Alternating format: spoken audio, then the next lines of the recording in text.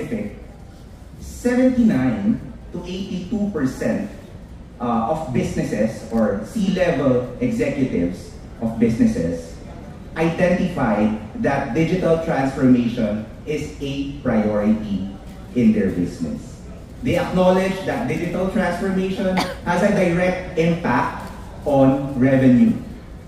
They are all in agreement that it has to be strategically undertaken because it provides businesses that competitive advantage to move forward and grow sustainably.